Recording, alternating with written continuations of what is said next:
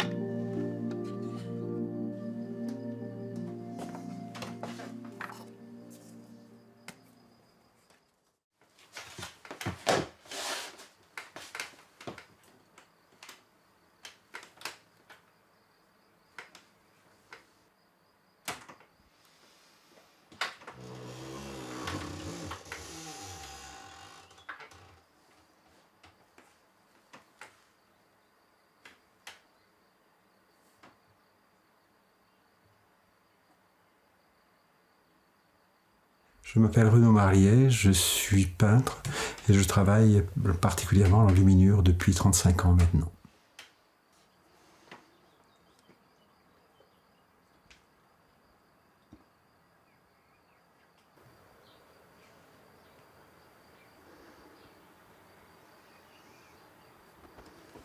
L'enluminure, en fait, c'est la peinture que l'on trouve dans les pages de livres à l'époque médiévale.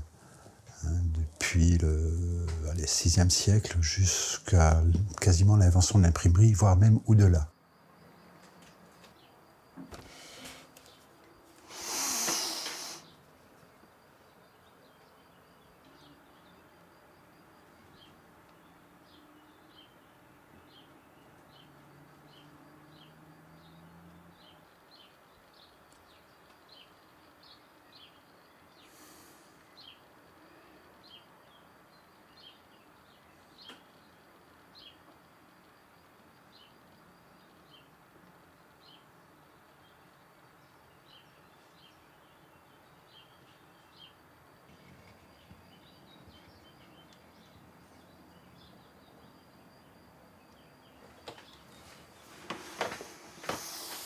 Donc c'est une peinture qui est faite à la détrempe, c'est-à-dire qu'on va utiliser c'est une peinture à l'eau, hein, qui va utiliser des ingrédients très spécifiques. Les pigments vont être de 3 origines, pigments d'origine minérale, végétale, et certains pigments animaux.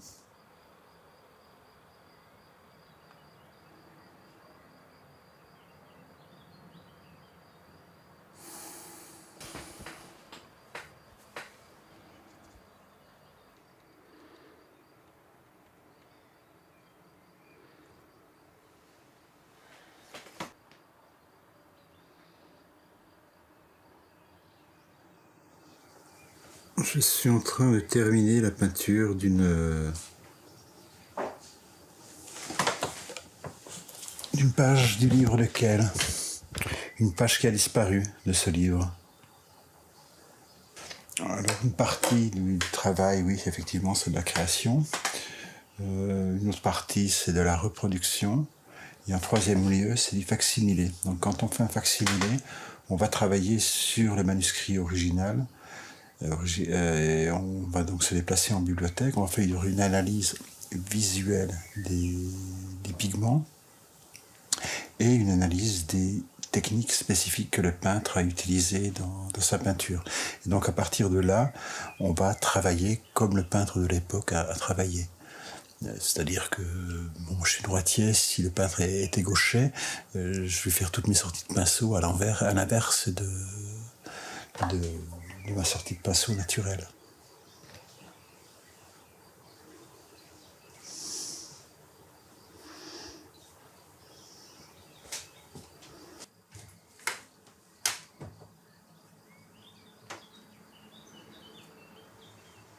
L'enluminure, c'est tout ce qui concerne la peinture qu'on trouve dans les manuscrits au Moyen-Âge. On appelle cela enluminure parce que ça fait référence à un verbe latin qui est illuminare, qu'on pourrait traduire par illuminer ou enluminer, et qui signifie en réalité mettre de la lumière, de telle sorte qu'il faut penser les peintures qu'on trouve dans les manuscrits au Moyen-Âge comme des mises en lumière du manuscrit qui les contient. Donc ce sont les peintures contenues dans les manuscrits. C'est la manifestation la plus originale, je pense, de l'invention artistique qui marque le Moyen-Âge. C'est un système assez complexe qui est lié au livre, à la forme particulière du codex, et c'est un système de décors et d'images qui permet trois choses. Il favorise l'approche du livre, c'est-à-dire qu'il met le lecteur en condition à travers un portrait d'auteur, à travers des couleurs, à travers des graphies. Deuxième chose, il aide le lecteur à comprendre le texte. Et troisième chose, très très importante aussi, il aide le lecteur à naviguer dans le texte, à se repérer à travers tout un système de lettres ornées de tailles différentes. Les manuscrits enluminés, ça n'apparaît pas avec le Moyen-Âge. On en a déjà dans l'Antiquité, à la fois l'Antiquité romaine, l'Antiquité grecque et même les Antiquités égyptiennes. On a des manuscrits peints. Mais pour la période médiévale, on voit se développer le manuscrit enluminé à partir du 4e, 5e siècle donc de notre ère, à partir d'un changement majeur intervenu dans le support du livre, où on est passé progressivement du rouleau à ce qu'on appelle le codex, c'est-à-dire l'objet livre que l'on connaît toujours aujourd'hui, de nos jours, avec peut-être une petite confusion terminologique, puisque pour nous, un livre, c'est d'abord et avant tout un texte, et l'objet lui-même, on l'appelle le codex ou le manuscrit, dans la mesure où ce sont des textes, des livres écrits à la main, manuscrits. Mais donc cette transition, elle se fait, cette modification qui est une des modifications culturelles majeures de l'Occident, cette modification, elle s'opère autour du 4e, 5e siècle de notre ère. Et l'autre grande modification se produira à la fin du Moyen-Âge avec l'invention de l'imprimerie. Ça permettait aux chrétiens de se démarquer des Juifs qui sont restés fidèles au rouleau. Ça leur permettait d'avoir des petits livres très faciles à transporter avec eux, à cacher, puisque le christianisme était persécuté au début de notre ère. Et ça correspondait très bien aux besoins intellectuels des chrétiens qui avaient souvent à comparer les évangiles entre eux, à trouver dans un autre évangile ce qu'ils avaient vu dans le premier. Et donc le codex, qui permet de naviguer dans le livre, était la forme idéale pour ce genre de rapport au texte. L'arrivée, l'essor de l'enluminure est évidemment un corollaire de l'essor des textes, et des textes notamment qui sont religieux, des textes qui sont notamment liés dans cette fin d'Antiquité à l'essor du christianisme en Occident, avec l'importance du livre dans cette civilisation et dans cette religion. Et on va avoir petit à petit des décors qui vont accompagner ces livres. Et donc on a, c'est pas un corollaire nécessaire, mais en tout cas on voit surgir finalement au sein d'ailleurs de ce qu'on appelle les scriptoria, des centres d'enluminure monastiques notamment, qui vont se développer à la faveur du développement du christianisme. L'invention du codex et donc du manuscrit enluminé, c'est un phénomène culturel absolument majeur dans le christianisme. Et on pourrait, pour ainsi dire, effectivement, qu'il fait partie du bagage culturel inventé par le christianisme dans l'Antiquité. Le Moyen-Âge est marqué par la prégnance de la culture religieuse. Même s'il y a des manuscrits qui ne parlent pas de religion, je pense par exemple aux textes classiques de poésie ou des textes scientifiques, tout concourt à permettre une meilleure connaissance des textes sacrés. La connaissance d'Ovide ou Virgile, par exemple, c'est pour bien parler latin, bien maîtriser le latin et mieux connaître la Bible. Donc il y a toujours eu des textes non bibliques, mais il y a une unité profonde de la culture focalisée sur la compréhension des Écritures. Et à ces époques les plus anciennes, qui vont de l'époque carolingienne jusqu'à la fin de l'époque romane, donc grande époque des manuscrits monastiques, effectivement, les images des textes bibliques sont des images symboliques qui représentent l'invisible, en fait, l'invisible du monde divin que le lecteur est invité à appréhender et à retenir de la manière la plus frappante possible. Pour ce qui est de l'enluminure chrétienne, il va falloir attendre l'ère chrétienne et puis surtout la stabilisation après les invasions barbares. Donc à partir du moment où l'industrie, le commerce va pouvoir recommencer, on aura une quiétude suffisante pour, dans les abbayes dans un premier temps, pouvoir se consacrer au livre plutôt que de se consacrer uniquement à chercher à manger et puis à fuir éventuellement, quoi.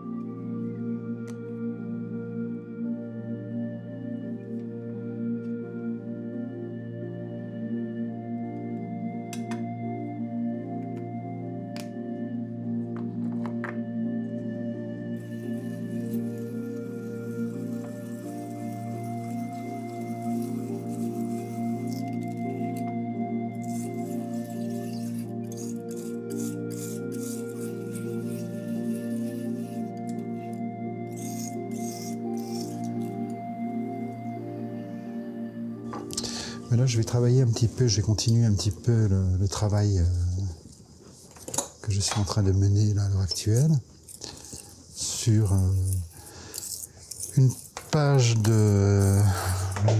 livre de Kels, mais une page qui a disparu du livre de Kels.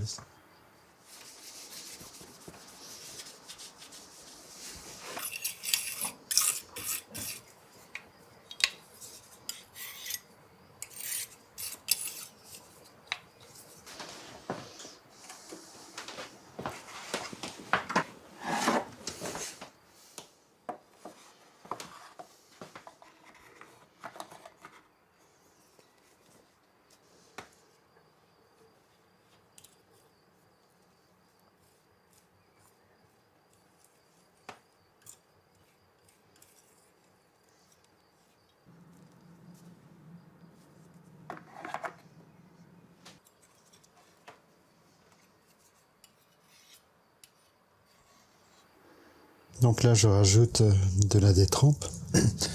La détrempe sont des collants, des liants, des collants protéiniques, glucidiques et un plastifiant, le miel, qui va nous permettre de coller les pigments sur le parchemin. Parce que sur le parchemin, rien ne pénètre à l'intérieur, sauf cas particuliers avec certains pigments très très agressifs, mais ils sont relativement rares. Donc tout reste collé sur la surface du parchemin, contrairement au papier, où le papier absorbe une partie du liant et des pigments. Dans le parchemin, tout reste collé en surface, donc il faut des colles qui soient suffisamment solides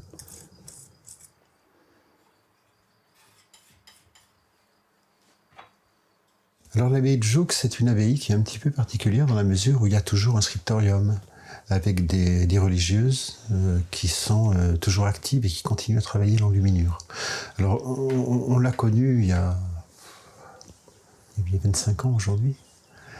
Et on a tout de suite été emballé d'une part par la philosophie qui se dégageait de leurs enluminures et puis les connaissances profondes de Mère Marie-Madeleine qui est l'initiatrice en fait de quelque part de ce scriptorium.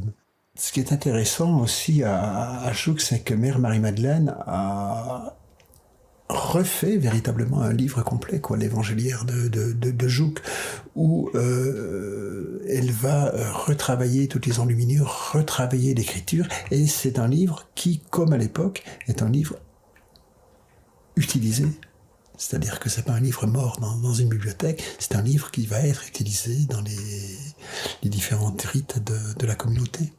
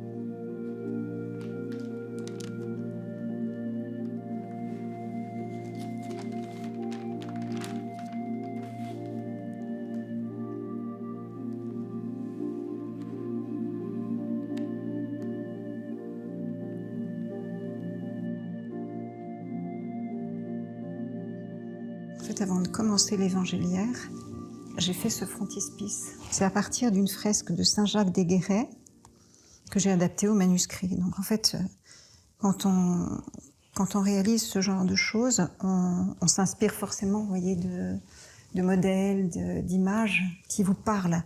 Et donc, pour l'Évangile, évidemment, comme c'était réservé uniquement aux solennités et aux fêtes, j'ai voulu choisir le tétramorphe. Voilà, le tétramorphe, c'est Jésus en gloire.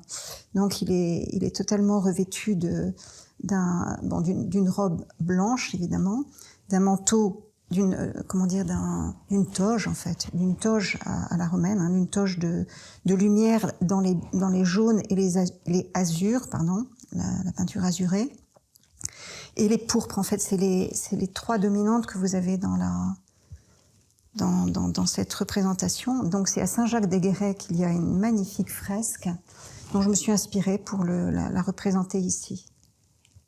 Donc on est vraiment dans l'époque romane. On voit que dans le visage du Christ, d'ailleurs, il n'y a rien à proprement d'esthétique, sinon que moi, une fois que j'en étais au visage, je me dis, ça me rappelait évidemment l'hymne du jour de Pâques, Aurora lucis rutilat, voilà, alors que l'aurore est en train de rutiler, voilà, que le Fils de Dieu se lève de son tombeau. Donc voilà, j'aimais énormément ces teintes qui me rappelaient Pâques. Donc c'est pour ça que je l'ai choisi pour le frontispice. Donc.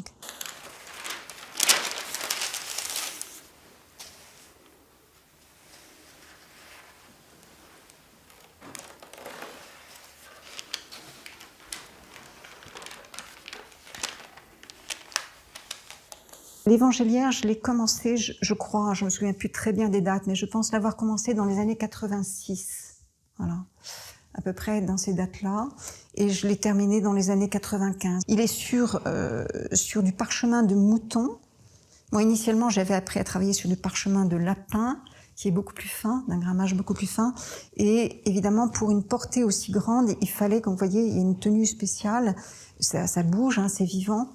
Et donc, il fallait avoir un matériau qui soit beaucoup plus épais, en fait, hein, avec un grammage plus fort. Pour l'ascension, donc là, pour l'ascension, je cherchais un thème qui reste une explosion de lumière, voilà, qui monte vers le ciel, que le Christ soit totalement soulevé. Et donc, vous avez dans la lettrine, hein, c'est un R, donc que j'ai un petit peu transformé moi-même avec des modèles que j'ai cherchés. On est dans un style cistercien, là. Donc, vous avez en haut de la lettrine un ange qui repose, voilà, qui semble attendre que le Seigneur arrive quand même au ciel, pendant que vous en avez deux autres anges on sent beaucoup de tendresse dans les gestes, beaucoup de vénération, beaucoup de respect, donc qui soulèvent en quelque sorte sur leur linge, qui soulèvent le corps du Christ en majesté. Et en dessous, vous avez donc les apôtres qui sont là, et qui sont tous tournés donc vers le Seigneur. Donc les couleurs, le chromatisme, si vous voulez, est très très réduit. On est dans des pourpres foncés et des orangés, et c'est volontaire justement pour mettre en valeur la lumière. On n'est pas dans une limite de temps, si vous voulez, quand on fait ce genre de choses. On sait qu'on commence, mais ça peut s'arrêter en cours de route, il peut arriver n'importe quoi. On n'est pas du tout dans cette dimension du temps, d'un temps compté. Je pense que c'est le propre de tout ce qui est sacré, c'est qu'en fait, on entre dans un temps qui est le temps presque de l'éternité, si vous voulez. Je pense que quand on est dans l'enluminure, il y a quelque chose de sacré, il y a quelque chose qui parle du plus profond de nous-mêmes. Donc, ça ne veut pas dire que ça soit psychologique ou... non, c'est pas ce que je veux dire. Mais bon, on est porté par toute la prière d'une communauté. Moi, si je me suis lancée là-dedans, c'est précisément parce que nos mères fondatrices, elles avaient le souvenir d'un évangéliaire qui avait été réalisé dans leur communauté.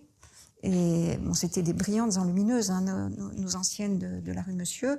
Et elles rêvaient voilà, elles pensaient que ça faisait partie de cette tradition monastique, en fait.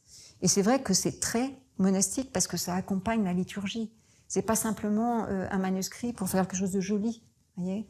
C'est quelque chose qui parle au cœur et qui parle à l'âme.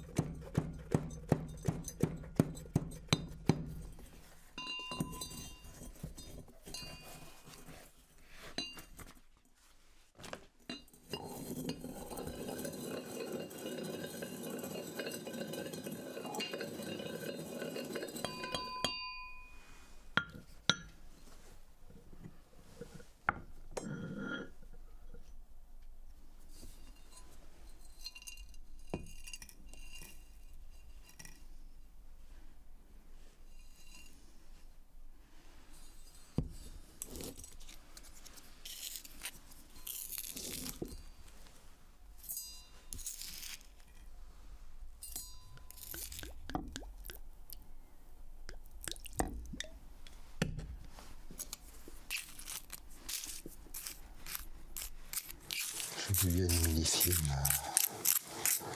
la poudre.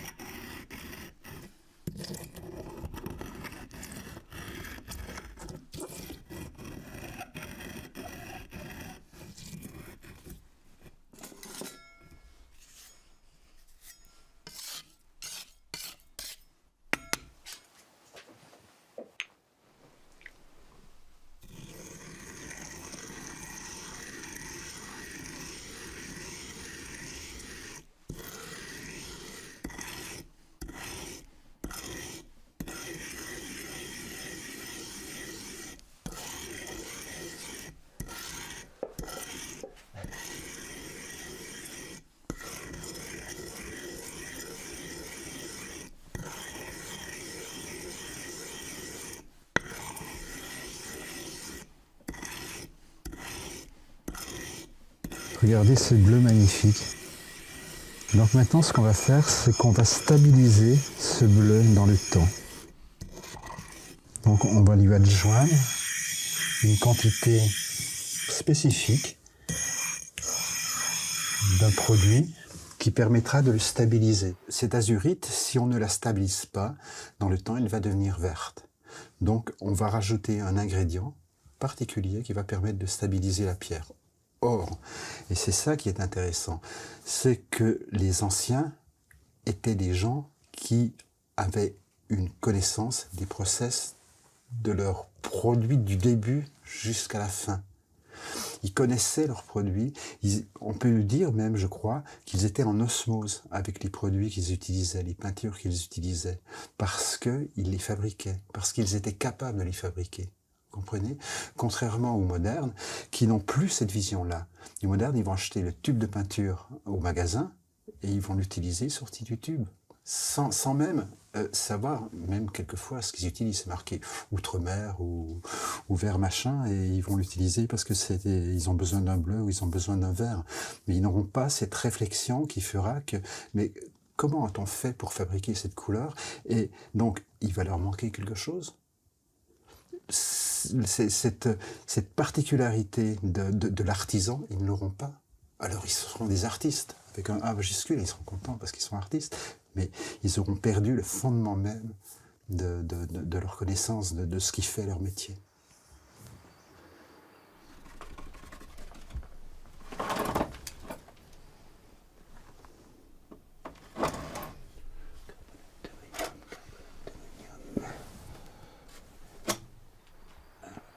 Ce qui est très intéressant aussi, c'est que les anciens n'avaient pas besoin, à l'instar de l'artisan d'ailleurs, ils n'avaient pas besoin d'avoir quelque chose qui va leur donner le poids exact de leurs pigments et la quantité exacte de produits à mettre à l'intérieur.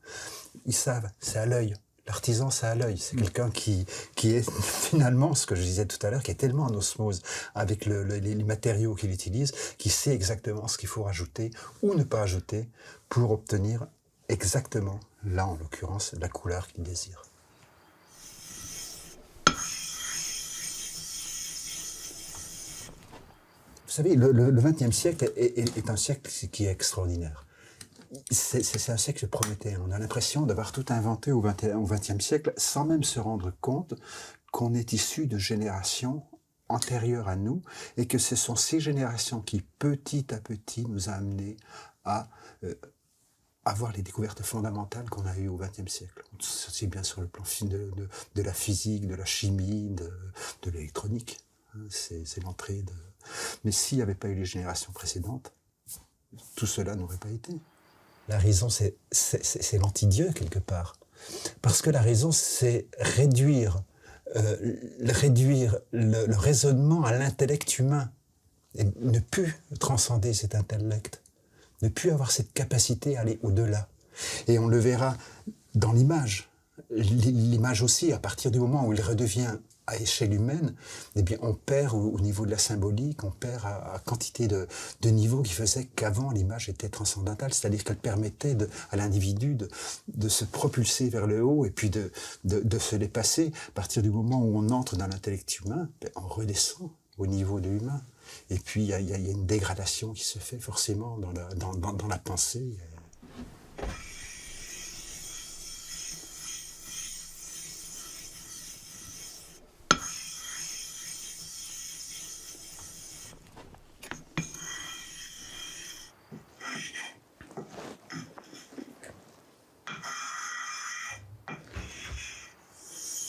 Donc là, on est à la fin du processus de la fabrication du pigment.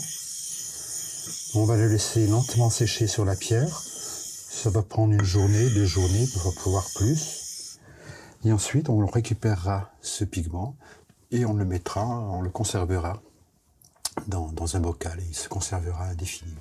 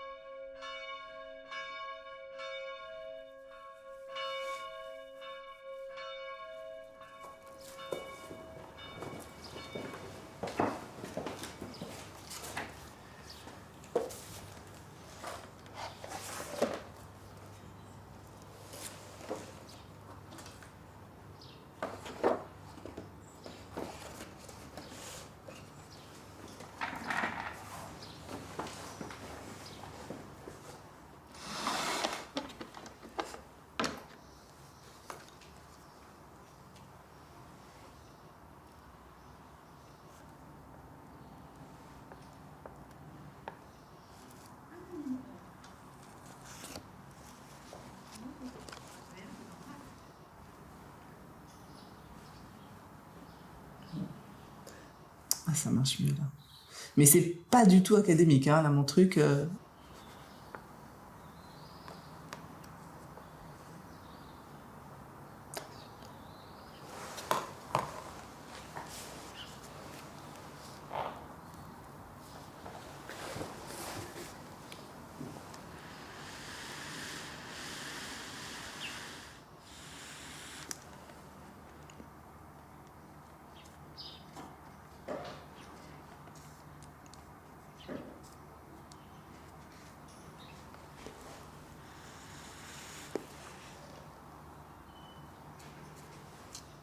Alors, le pinceau contre la joue, je pense que c'est pour électriser et graisser et ou graisser le pinceau pour pouvoir mieux attraper, enfin pouvoir attraper tout simplement même la feuille d'or et qu'elle tienne au bout du pinceau et qu'on puisse la déposer ensuite sur l'assiette adorée.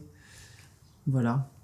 Et après, en fait, l'or adhère sur une assiette adorée qui a un mélange d'une colle organique naturelle et je crois, de blanc de meudon, de craie. Et donc, on a déposé, un petit temps avant de poser l'or, cette matière sur les parties qu'on veut dorer. Il faut lui laisser le temps de bien sécher. Et après, on réactive la colle en la chauffant un peu avec notre haleine. Donc, l'humidité et la chaleur, ça permet de réactiver un petit peu la colle pour que l'or puisse adhérer. Voilà. Et on dit qu'il y a une expression traditionnelle, enfin, disons usuelle, qui dit qu'il faut que l'assiette soit amoureuse soit suffisamment amoureuse pour que l'or puisse bien coller.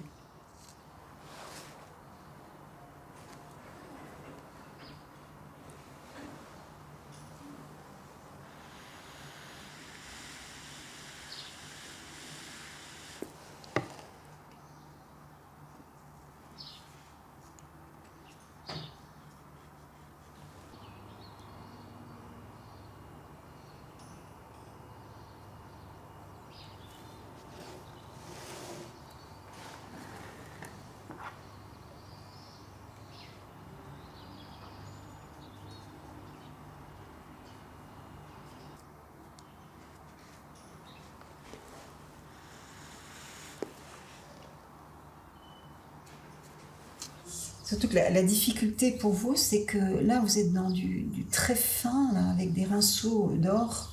Oui. C'est beaucoup plus difficile que quand on applique une couche complète, hein, et on peut avoir des transports de feuilles d'or beaucoup plus importants. Là, c'est vraiment fin, petit.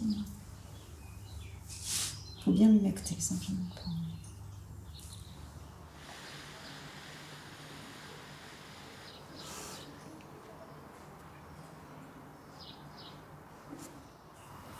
Ah, c'est bien. Je pense que je vais devoir remettre une couche, à mon avis. C'est possible. Je vais essayer.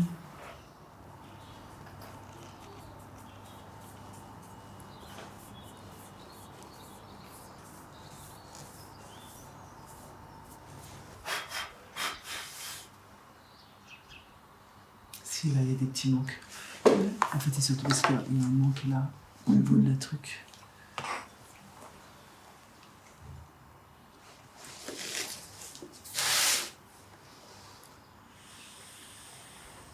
Elles ont beaucoup appris dans les stages qu'on a eus ultérieurement. Je sais pas, Oui, Renaud, avec il est les- arrivé dans les années 95, par là. On a appris énormément avec les mariés, ça Ouais, c'est sûr évident. que... Tandis que moi, déjà en 95, si vous voulez, j'avais quand même déjà toute une expérience derrière moi, d'autodidacte, en fait, on peut vraiment dire. Et donc, j'avais déjà presque terminé l'Évangéliaire à ce moment-là. Voilà. Donc, quand Renaud a vu le travail que j'avais fait, il a trouvé que c'était très satisfaisant. Il était content, mais après, c'est sûr qu'elles ont appris vraiment la technique pour broyer les pigments, pour voilà, ce qui était vraiment passionnant, parce que là, on était vraiment dans la technique des manuscrits anciens.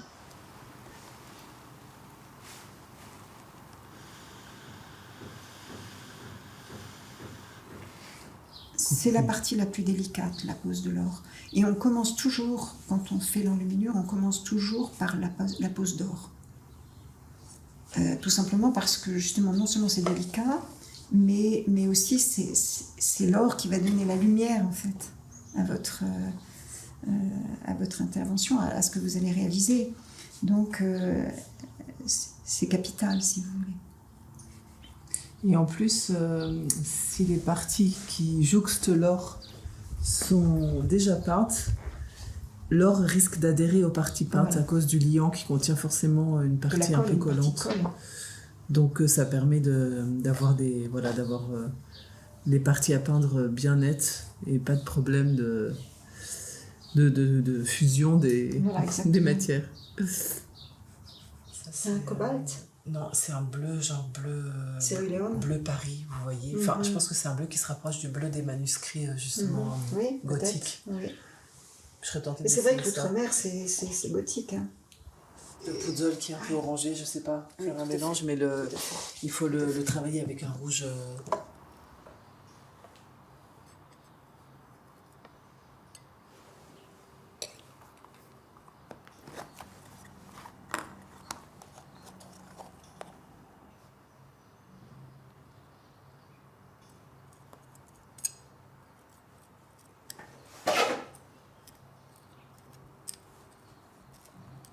Ça paraît grand, hein, comme brillant.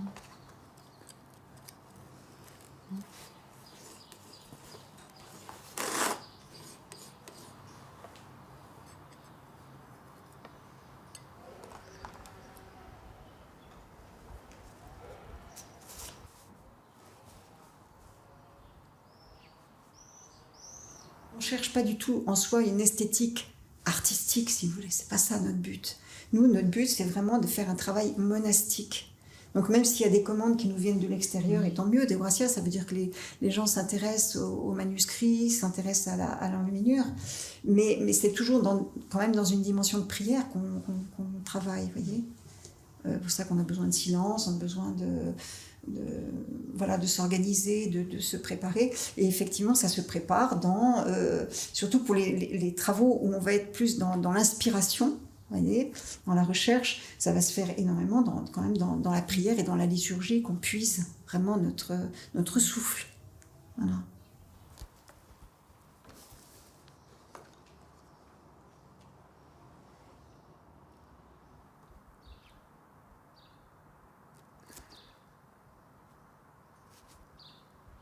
L'enluminure, elle est faite vraiment pour mettre la lumière sur la révélation, voyez. C'est une révélation, en fait, dans la couleur, dans l'ornementation, dans le sujet qui est traité, pour donner la lumière, justement, aux vérités théologiques. Mais c'est vrai que dans l'enluminure, souvent, vous allez avoir, surtout dans ce style d'enluminure, donc vous allez avoir le tracé blanc qui va venir donner un éclat à la teinte. Et puis, vous allez avoir aussi, là, vous avez les feuilles d'or, vous avez l'or qui vient le rendre plus éclatant. Et après, vous avez beaucoup aussi les feuilles rouges minium qui vont venir donner un éclat particulier à vos feuillages, à votre...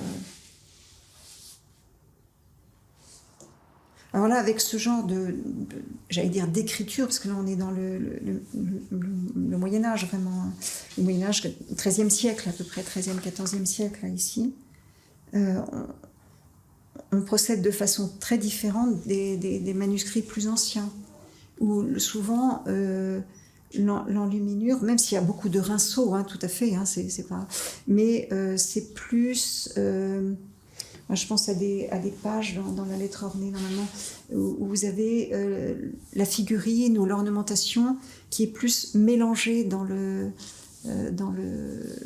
corps du texte. Voilà. C'est-à-dire que là, à partir du XIIIe siècle, en fait, tout ce que le décoratif prend un petit peu le pas jusqu'à l'époque romane, c'est vraiment la parole de Dieu qui est première. Et donc tout s'oriente dans la lettrine est faite, c'est la première lettre de la parole du passage de l'écriture qu'on veut ou de l'oraison qu'on veut mettre en valeur. Et c'est vraiment la lettre qui est première. Et vraiment la lettre comme lettre du texte saint, du texte sacré de la Bible ou de la liturgie. Après, on reste au XIIIe, XIVe siècle, on est encore un peu dans ce registre des livres saints, de l'écriture ornementée, etc. Mais on va beaucoup plus développer l'ornementation, on va commencer à faire du joli, de la côté, etc. Vous voyez, la parole de Dieu est moins...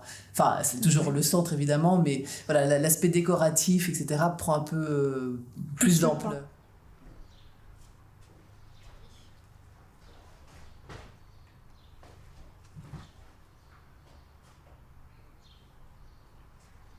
Au fur et à mesure des siècles, en particulier à la fin du Moyen-Âge, on va avoir des peintres qui sont de véritables artistes au sens presque moderne du terme, c'est-à-dire des peintres dont c'est le métier. Un moine du Haut Moyen-Âge, c'est pas le métier d'être peintre. Il est d'abord moine. Et quand il peint un manuscrit, il accomplit une œuvre spirituelle. Voyez, si vous aviez un moine du Haut Moyen-Âge qui arrivait là dans notre conversation, il ne comprendrait pas. Ce n'est pas un peintre, c'est un moine qui accomplit une œuvre spirituelle. En revanche, dans la dernière moitié du Moyen-Âge, on voit très clairement apparaître des artistes, des peintres professionnels qui, sans forcément laisser complètement de côté l'action spirituelle ou l'œuvre spirituelle, sont d'abord et avant tout des professionnels qui sont rémunérés pour cela. Et donc, c'est une catégorie sociale très, très, très différente des peintres du Haut Moyen-Âge, des peintres de manuscrits du Haut Moyen-Âge. Et ces peintres de la fin du Moyen-Âge, ces enlumineurs, sont devenus des célébrités dans le domaine de l'histoire de l'art. Par exemple, Jean Fouquet, qui est d'abord et avant tout un peintre et un artiste. Il n'était pas du tout un moine travaillant dans un scriptorium. On assiste à une laïcisation de la commande artistique, c'est-à-dire que ce n'est plus l'apanage des clercs, des moines, des chanoines ou des évêques, que de posséder ou de créer des manuscrits, et notamment des manuscrits enluminés. On a dans les villes l'essor d'artisans du livre, qui vont notamment accompagner aussi le développement des universités, qui vont être consommatrices de livres, l'essor aussi de la bourgeoisie, une bourgeoisie profane qui va petit à petit consommer, acheter, commander des livres, et puis des princes, des aristocrates qui vont comprendre que le livre est un outil de pouvoir, mais aussi un outil de divertissement, mais aussi un outil de dévotion et de religion. Et donc on a des artisans profanes dans les villes, dans des corporations qui sont copistes, qui sont enlumineurs et qui ne sont plus des clercs. Et ça va être une révolution qui va marquer la deuxième moitié du Moyen-Âge. C'est un monde qui change, effectivement. Une hyper-professionnalisation des fonctions des individus dans une société. Un rationalisme, oui. Une chose doit être une chose et pas une autre, n'est-ce pas? Donc, un peintre, c'est d'abord un peintre qui va réaliser une œuvre d'art, alors que dans le haut Moyen-Âge, un scribe ou un peintre moine, c'est d'abord et avant tout un moine, un ornement de Dieu, qui réalise un autre ornement de Dieu. Vous voyez? Donc il y a des mutations comme ça, très très profondes, qui s'opèrent à cause ou à travers le rationalisme, le nominalisme, la scolastique, toute une série de mouvements philosophiques ou théologiques qui introduisent des ruptures et qui progressivement mènent à ces distinctions de catégories en réalité.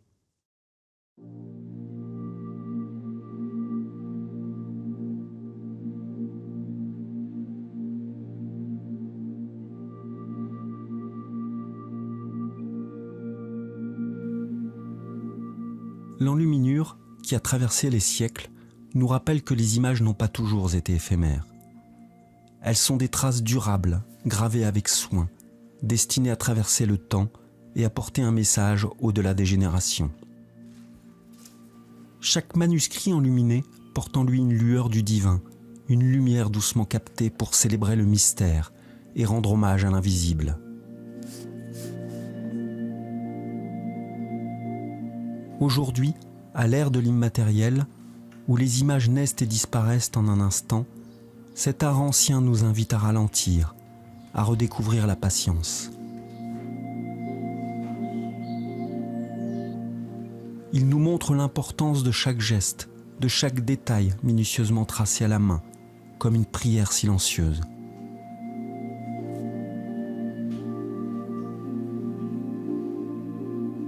L'enluminure est un dialogue intime avec le passé, une façon de préserver l'essence du sacré, mais aussi une offrande pour l'avenir. Elle nous enseigne que la beauté, même fragile, lorsqu'elle est tournée vers le sacré, peut traverser le temps. Elle continue de briller, doucement, longtemps, après que nos regards se sont détournés. Rappelant à ceux qui viendront que l'éphémère peut aussi être porteur d'éternité.